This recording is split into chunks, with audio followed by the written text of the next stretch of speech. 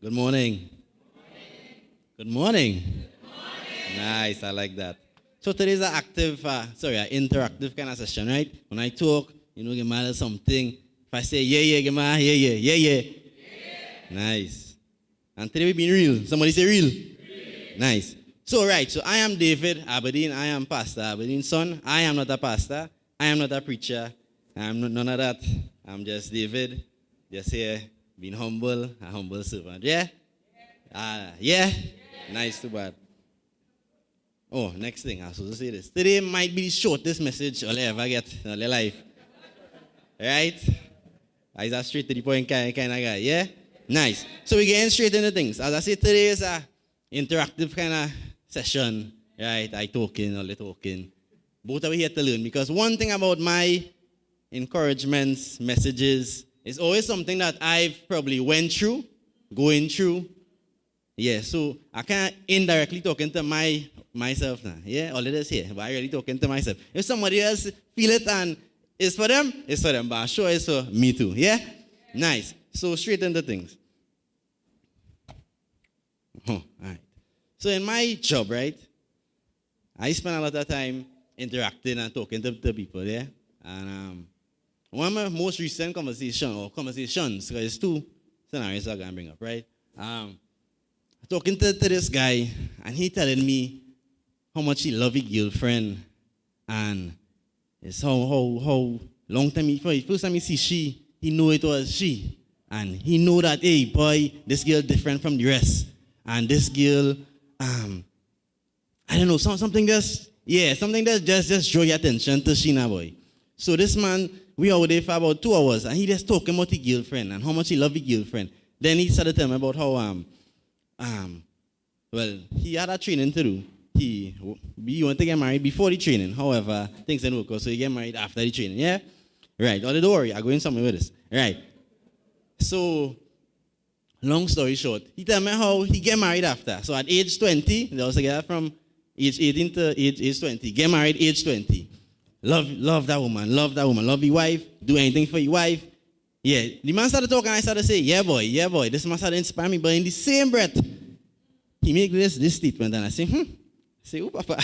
He say, I really love my wife, you know. And I tell these girls them that I say, boy, I will never leave my wife for a year. It could be how, yeah. It could be how nice. Are we being real? As I say, we being real, right? We being real? Right. Talking to this fella, and he say, no matter how nice the sexual whatever might be and this and that, he said, I'll never leave my wife for a year. All right? Nice. So we talk, the conversation going on a different kind of route now. I started to say things, so we started to talk whatever. And basically, he let me know, long story short, that he don't want to be living that way, you know.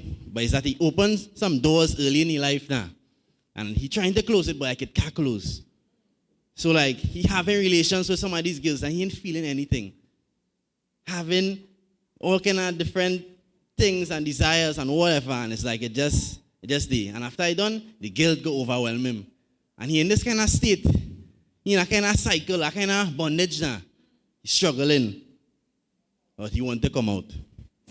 Next fella now, talking to this man. Long story short again. He was in love. He loved this young lady. All he used to do is just work, talk on the phone, sleep, get up, talk on the phone, go on the road, line with the same girl he was talking on the phone with. Love that girl too bad. Long story short, she had relations with other fellas while with him. He break it off when he find out. Then a few weeks after, found out that he was going to be a father to the same girl. Yeah, crazy thing. But real. Somebody say real. Yeah, and that is the reality that we're living in. And now, a few mornings, I see him coming in and he staggering so, bouncing into the lockers and all kind of thing, falling down and whatever. He never used to drink, never used to lie, never used to party. I tell you, work, home, by the girl. That is his life. But he find himself now gravitating to the alcohol. He find himself becoming a womanizer. Find like he lying plenty, yeah, real. Lyman plenty because he heartbroken. So after a while, I talk to him really good, really good. But I say, nah, boy. And he stay in a similar cabin with me, right? And I say, nah, boy, I had to talk to this man. Let me know what's going on. And then we reach this point of the conversation where he say, boy, I don't want to be like this, but I see only way I feel like I could cope. I could feel normal now. I could not cry. You know, sometimes we just cry. As big men, we just cry. So he gravitated to the alcohol. He gravitated to this. But he let me know, I don't want to stay in this. I want to feel love again. I want to get out. I even like how the alcohol does taste. But he needed, or he feel like he needed to get out of that pressure. Or to feel like if everything okay. And real. And similarly, after listening to both scenarios, and I was playing it back a while back, and I realized that we just go through certain things too now. We just struggle with certain sin, certain habits. We might be in certain situations that cause us to feel depressed. Probably a father stepped out at an early age, or your parents divorced at an early age, and that had a negative effect on you. Probably you're going through some financial pressure, and you're feeling it, you don't know what to do, you're just worrying and you're panicking, you're stressing out yourself. Or probably you have, no, sit down. Yeah. You're struggling now, you're struggling. Anybody else struggling? Yeah. I like how this side respond now. Come on this side. Because we just go through certain things that we just keep quiet now. And we don't really say things, but we just having our silent battles. And we trying to come out, because we don't like where we is. We feeling probably dry, or we understand that, hey, God has more for me, but is this situation that's hammer in our cycle. You know, I can't enter into that next level, that next step. But today, it's really a wake-up call. Somebody say, hey. Yeah, I like how that song. It's really a wake-up call now. Say, hey, it's time to move. And you might ask, where we moving? Or you'll see just now. But we're moving out of that situation. We're moving out of that state. That kind of bondage. We're moving out of that and going for more. Going for better. Going for higher. Scripture. Bam. We have a few reading to do, but time now. So, we kind of break it. Yeah. So, Exodus chapter 1. Can follow, cannot follow, but just listen, yeah? All right, you come in. All right, I'll wait. Exodus chapter 1. If I used to sing, I'd sing right in this little spot here. Yeah. And found say phone. Yeah, I like this. I like what's going on here. Nice. So Exodus chapter 1. So we're going, right? Now these are the names of the children of Israel which came into Egypt. Every man and his household came with Jacob. Right. Background, back story. Jacob now passed away. Joseph passed away too. Brethren passed away. The Israelites settled now in Egypt and they started to multiply. Yeah? So we can go down to verse 6. And Joseph died and all his brethren and all that generation. And the children of Israel were fruitful and increased abundantly and multiplied and waxed exceeding mighty. And the land was filled with them. Now there arose up a new king over Egypt. So they had an agreement before. Joseph had an agreement with the old king or the old Pharaoh. Yeah? We allow them to just live peaceably amongst the Egyptians. Yeah? Nice. However, that king dead, new king coming. Right. Now there arose up a new king over Egypt, which knew not Joseph. And he said unto his people, behold, that the people of the children of Israel are more mightier than we. Come on, let us deal wisely with them, lest they multiply, and it come to pass that when they falleth out any war, they join also unto our enemies and fight against us, and so get them up out of the land. Therefore, they did set over them taskmasters to afflict them with their burdens, and they built for Pharaoh treasure cities, Pithom and Ramses. But the more they afflicted them, the more they multiplied and grew. And they were grieved because of the children of Israel. And the Egyptians made the children of Israel to serve with rigor. And listen to this part now, verse 14. And they made their lives bitter with hard bondage. All you hear that? And they made their lives bitter with hard bondage in mortar and in brick, and in all manner of service in the field. And all their service, when they made them serve, was with rigor. Their life was hard. They had a hard time. All because of jealousy, envy, or fear, or feeling threatened. But they was going through it. Their life was hard, boy, Father. Life was hard. So we're going out to chapter 2. A lot of reading, but we'll break it up. Right, so we go in. Chapter 2 now. And there went a man of the house of Levi and took to a wife a daughter of Levi, right? So again, paraphrasing, we go in because we want to get a point. So Moses come from this, right? Moses come from this. Mother see him, find that he was nice, a nice looking boy, thing, put him in a little mini ark like kind of thing, send him down the river.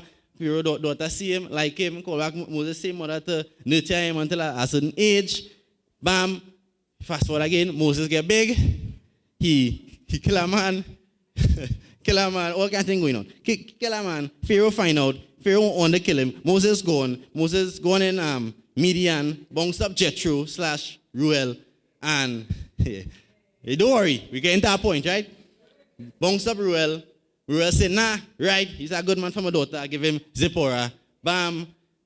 And now we reach a point now. Verse 23. And it came to pass in process of time. So all is going on. But in the background, them people still struggling. Them people still can't see the way. Yeah? Verse 23. And it came to pass in process of time that the king of Egypt died, and the children of Israel sighed by reason of the bondage. And they cried, and their cry came up unto God by reason of the bondage.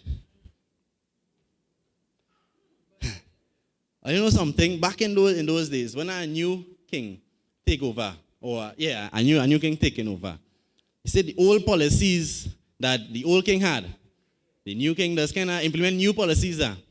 So at that point in time, when that king had died, imagine the hope that these people, these Israelites had in that time, in the same way, all right, so finally we might get a little ease up, a little breakthrough. But if the king come back, the Pharaoh come now, and it's the same pressure again. So this time they cry. This time they cry with a little desperation now. This time, when you look at 24, talk about the groaning. You're really showing that now, boy, we breaking point, you know. Father, we really saying, come and help me now, please. And in the same way, as I say, there are different cry. A little short story, right? In training, well, anybody who know me know I hate cold water. See cold, just to feel cold. Right now, this AC. This AC. Yeah. But you see, to feel cold and things, I hate that. And it had this certain time in certain point in training where your body ain't really adapt to these temperatures and whatever now, boy. So you're still normal. You're still, yeah. So that was a Friday, a fella do some kind of nonsense. Late in the night, when you had a long day. So late in the night, somebody do some nonsense. And they said, roadway. So you're going outside now, and this man front of you with a bucket of water. I used to call him Iowa, the water lord. You just take it up a bucket of water and just soak in here. Something in the night, whatever time late in the night, and you're just feeling cold. And your mind, you're saying, way, boy, you really had to do a nonsense, boy, whoever was the person. You say, way, boy. And I didn't cry, you know. I lie, I cry. I cry. But I didn't cry because I was going through early, you know. I cry because, hey, that man really messed up when I had a nice peaceful night, boy. Yeah, I could not believe it, boy. I had to be taken all. Imagine you just stand up so, and a man just pass with a bucket out and let's soak in you. And it's like he's soaking you alone, eh? Everybody there, no, but like he's soaking you alone and you do nothing. I cry, you done all right. Real. So, the next day, the very next day. No, all right. No, I didn't really. I cry. Right. So the very next day now, go on. That was a Saturday. Weekends is usually peaceful, right? Weekends just be a time where it's more relaxed now. And everybody taking their time and nobody really had this like it. Go and wash and this is the way I have to do. Sunday's church, Saturday is just really a wash day. Bam. Somebody late in the night again do some kind of nonsense. Next thing I know, this man say, right, we're going in the sea. Going in the sea now, and it's only a neck above the water. So, and after a while, you know, so initially the little sea bath was feeling good now. But after a while, you find it start to feel cold now. It start to thing up. So, go on there now and you're ready to come out. And them higher they just there. You're just there and you're just fed up and you're studying why people just can't do the right thing, boy. Why people just can't just rest. Yeah. So so that wasn't bad enough. So from there straight out of the sea, they carry you on the square. They put space between you and they just higher so whole night. Whole night they just higher so. And in my mind I studying, but what are you doing here, boy? And I cry because I say, boy, what I doing in this place with these people? And again, I didn't really cry because I was going through it. But I cry because people, oh gosh, boy, these people I got me working with, boy, father, boy. I cry. But that cry was still different. It's 3 times. I thought it was twice, but it's 3 times I cried. So that was one. And then that real cry. They tell me long story short, they tell me I was going home. And then they lie. So I real cry. See that time? That was a different cry. So see like how the Egyptians, this time I had a desperate kind of cry. Yeah, that kind of cry was, I'm ready to go. I can't take it again. So it's like, you need to reach a point of desperation where you say, nah, boy, I fed up. I fed up this situation. I fed up this cycle. I fed up this thing holding me back and keeping me down. You're going to know where you're going through. You're going to know where your struggle is. For me, I struggle with anxiety. You see anxiety and, yeah, on my watch me here. But right now, yeah. I struggle my whole life. And people might have downplay it when I try to talk about it or whatever. But I know how I was feeling. And I say was because I feel like I'm getting better, right? But, yeah, real. But, yeah. Nobody might understand the pain and all the tears that you cry or the hurt or the sleepless nights that you have with whatever you're struggling with. But it must reach a point where you say, nah, but enough is enough. I stay in Egypt too long. Too long I stay in Egypt. Too long I settle here. And like I was content with just struggling and going through the same motions and whatever. You must reach a point where you say, nah, hey, shake up yourself. It's time to move. Tell somebody, hey. Tell somebody, hey. Yeah, I will. Hey! And give them a touch. Hey! It's time to move. Tell them it's time to move. Because we've been in Egypt too long. Egypt is not for we. God promised us better. Promised us more. And you're going to see it here now. You're going to see it here now. So again, we go in.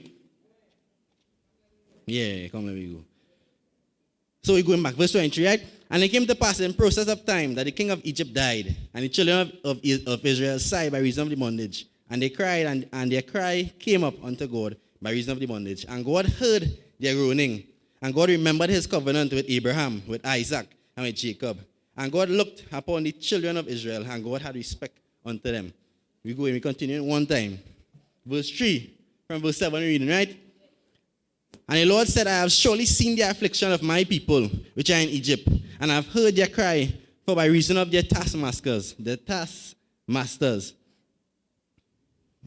For I know their sorrows. And I am come down to deliver them.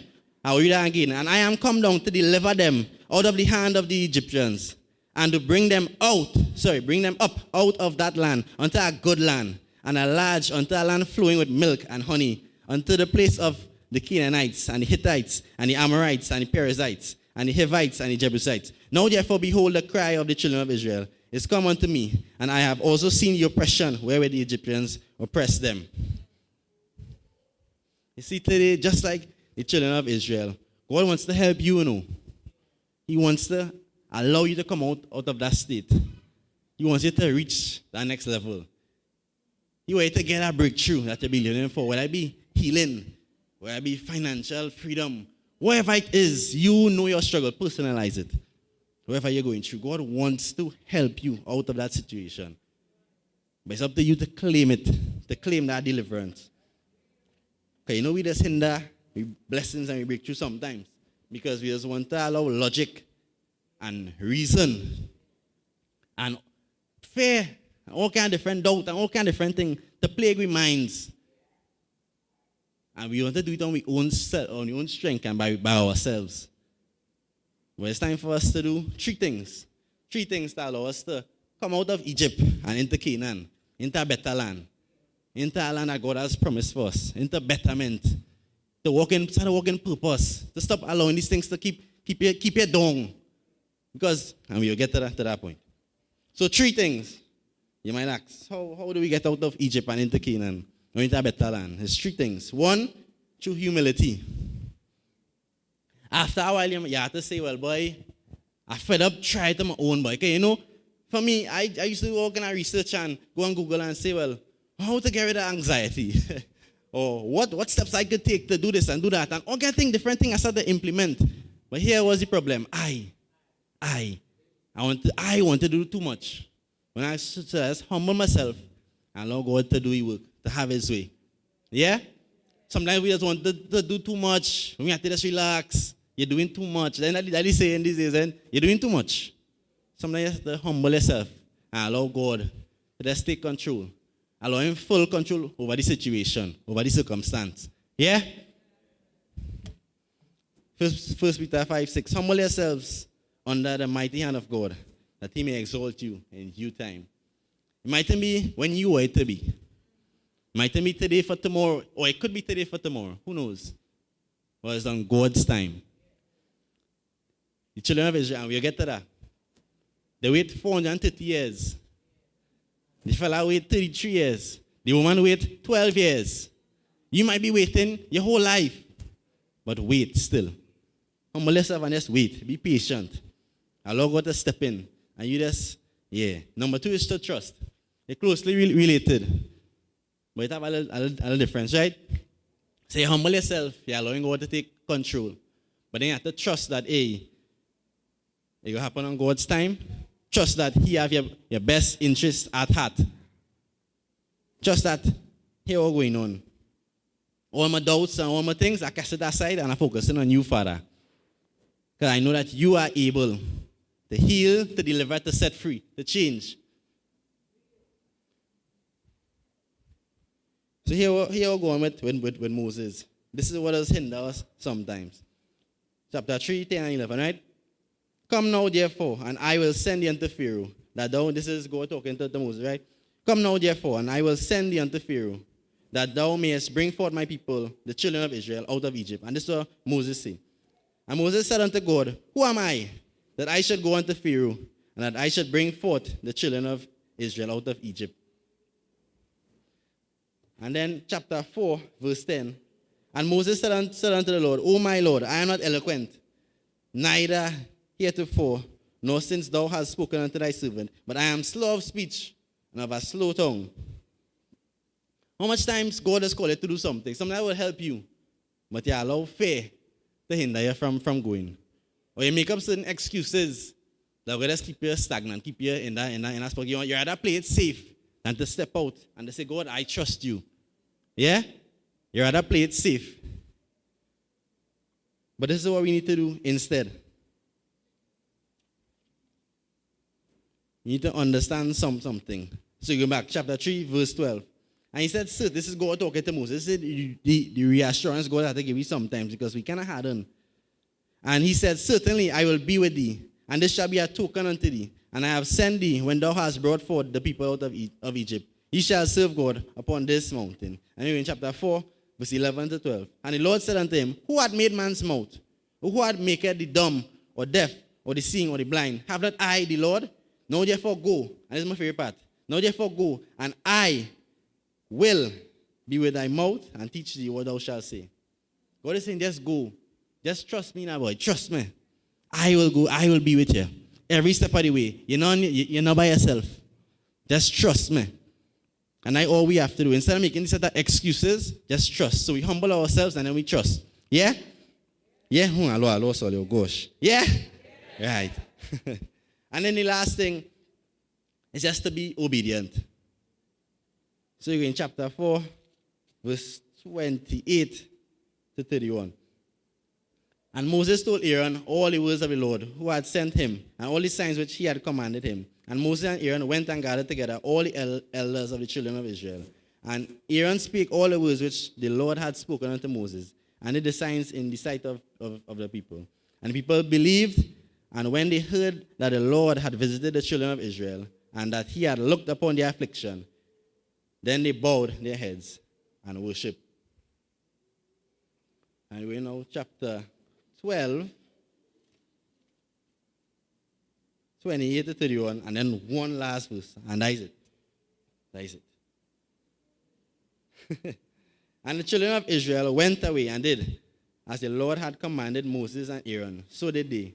And it came to pass that at midnight the Lord smote all the firstborn in the land of Egypt, from the firstborn of Pharaoh that sat on his throne unto the firstborn of the captive that was in the dungeon, and all the firstborn of the cattle. And Pharaoh rose up in the night, he and all his servants and all the Egyptians. And there was a great cry in Egypt, for there was not a house where there was not one dead. And he called for Moses and Aaron by night and said, Rise up and get you forth from among my people, both ye and the children of Israel, and go, serve the Lord as ye have said. And then verse 51, and it came to pass the selfsame day that the Lord did bring the children of Israel out of the land of Egypt by their armies. So you see what obedience could do? They humble themselves, they trust God through the process, and they're just obedient. And at the right time, God made it happen. God took them out of their bondage, out of their misery, out of their sorrow and their pain and their suffering, and He bring them out of that land into betterment. And today,